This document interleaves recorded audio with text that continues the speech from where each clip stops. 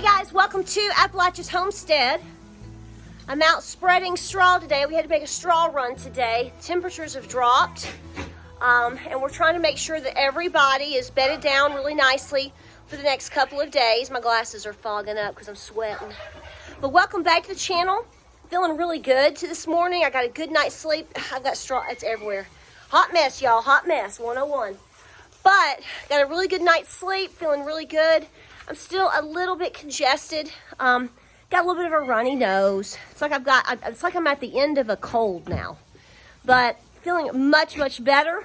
Working outside, eating, drinking, doing all the things. So we're getting on with it, people.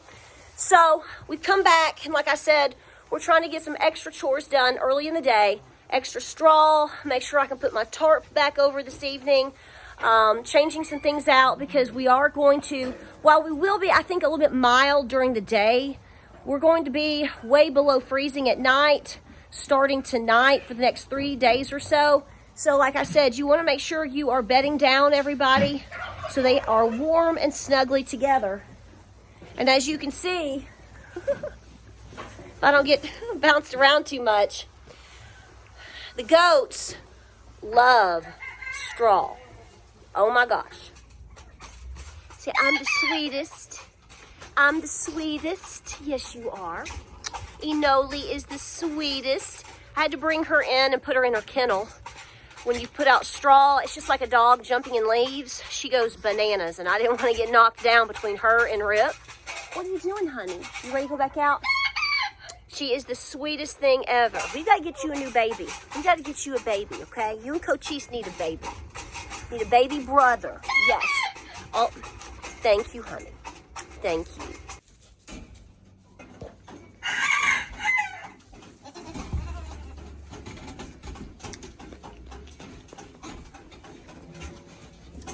Are you the sweetest too?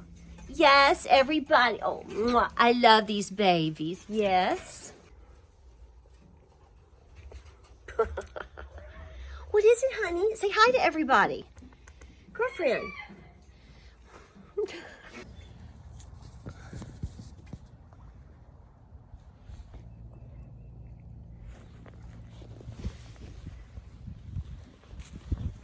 Come on.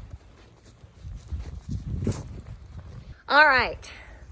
I'm just going to rest right here if you guys don't mind. It's a little bit windy. I'm not worried about me as much. And we're certainly not worried about Miss Ginger, right? She's tough stuff. She's from Cedar Bluff. Can you hear that purring? Listen, y'all. She's so sweet. So here's the deal. So I've had several different followers or viewers. I don't know if necessarily they're even subscribed, but they have several questions that they've asked me over the last couple of days, and I haven't been able to address it yet since I've been under the weather. Clearly, I'm on the mend here, and I'm doing really well, but I need your help, okay?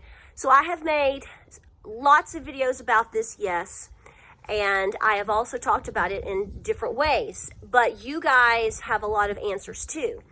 So basically what I'm seeing, and I'm just going to put it out there, several people have asked me, and a couple of them were a little defensive, I think, at first. So I answered back, actually, to find out that they're just really highly stressed out right now in terms of the economy, the situation that's happening globally here in the country. They want to try to start preparing, and they haven't. And the theme seems to be, I live paycheck to paycheck now. How am I supposed to do what you're saying to do, which means to prepare, to buy extra food, and to do all of these things? And like I said, I know I've made some videos about this. We've talked about this all the time. This has been our theme for, the last 3 years? Really trying to encourage you to prepare as much as you can, when and how you can. You know, any extra funds that you have that you can come up with, try to do your best to always pay off debt. I'm big on that, but also to try to buy extra things to put away. It's like you're a little squirrel. You're just squirreling things away, right? And so, let me scoot back just a bit. So, they want to know how to do it. So we did a video a couple of weeks ago talking about the things that we can adjust or cut out. So the first thing that I want to say Well, first thing that I want to say is please comment down below on any suggestions, on anything that you have in mind, anything that you feel people can do or people should do, or things most importantly that you have done. Are you just being a love muffin, Miss Ginger? Oh my gosh. So, it's easy for me to sit here and say the same things over and over, but it's the same story over and over. What things can you do? The first thing that James and I were talking about this morning, because we had a whole conversation about it, because I talked about all of this with him first, is he looked at me and he said, there has to be something for most people, maybe not all of them. There's got to be something that perhaps they can still cut out.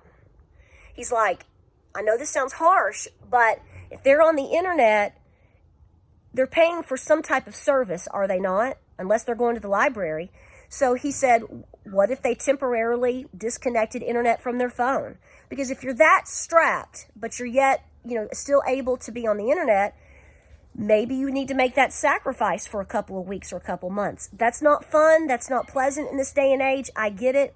But that is the situation. I have found, now I'm not saying that these people or anybody watching this video right now is in this case, but it is true that there's a lot of people that think that they are completely strapped, but they haven't taken the time yet to sit down and do the budget.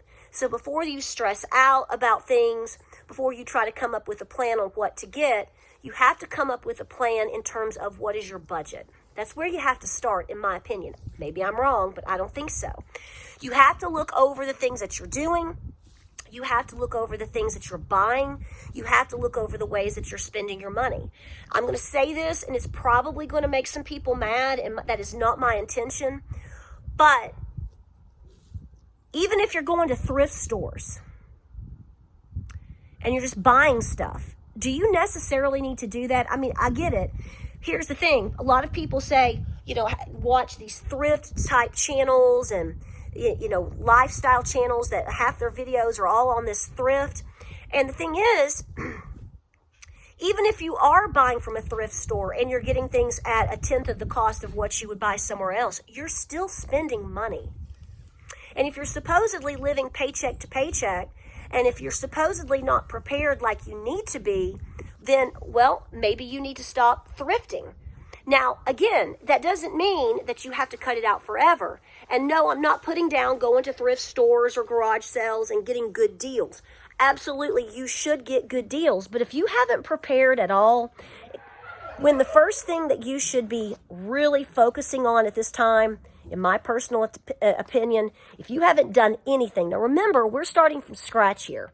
If you haven't done anything and you have basically no money, according to what I'm being told, paycheck to paycheck, no extra spending money, you got to go over your budget. You got to try to find the money.